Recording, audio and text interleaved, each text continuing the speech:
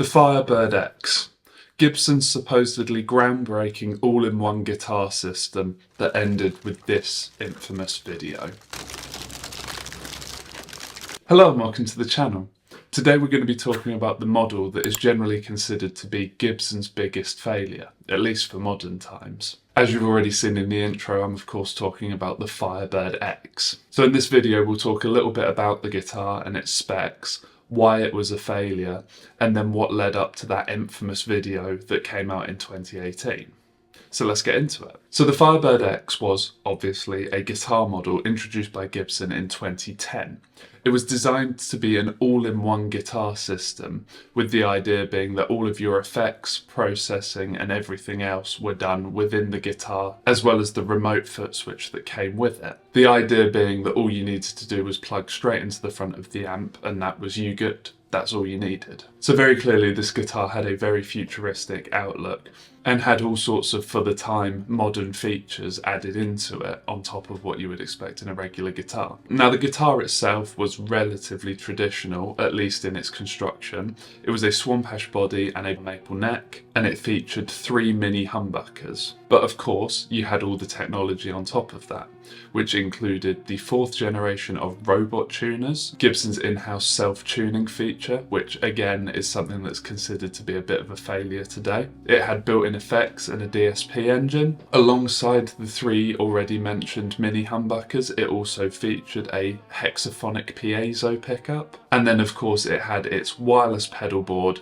as well as computer integration to mess with these effects and all sorts of other stuff. And of course, all of this stuff had to be battery powered. It featured a removable battery which would give you about 2 hours of playtime. But that's a basic idea of this guitar and a loose look at the specs. And really that brings us onto the conversation of why this guitar was a failure, even at the time when it released back in 2010. Now, the first issue that Gibson found themselves in with this guitar was the fact that a lot of people just objected to the looks of the thing. As you can see with some of the photos I've been popping up on the screen, it's a bit of an odd looking thing with a sort of modernistic approach on the more traditional non-reverse Firebird shape, which itself is a pretty chalk and cheese shape that some people love and some people hate. So already they were off on the back foot in that regard. But then of course with the added complexity of all the electronics and controls, and its reliance on digital technology, which looking back on now especially, was a little bit rough around the edges and certainly isn't as polished and clean as the digital DSP and that sort of thing that we expect today, that would have also put a lot of people off. And really the finisher, the final nail in the coffin, would be the price, with the retail price of this guitar when it was new being around $5,500. There were quite a few Gibson traditionalists who said that this was such a far step away from what they'd expect from Gibson that it wasn't a real Gibson, and I can kind of see where they're coming from on that. But it was just such a leap from the Les Pauls, SGs and such that you'd expect from the brand. So hopefully that gives you the idea of why this guitar failed. And in hindsight, looking back, it's quite easy to see why that is. Even alone the combination of quite advanced, especially for the time, technology, combined with the fact that a lot of guitarists are quite traditional and like their guitars the way they've always been, it's just not a good combination, is it? And so now we need to jump forward from 2010 when this guitar released as a bit of a flop, all the way up to 2018 when that video came out. Now, if you don't know what I'm talking about, here's a bit of a snippet of it just to catch you up.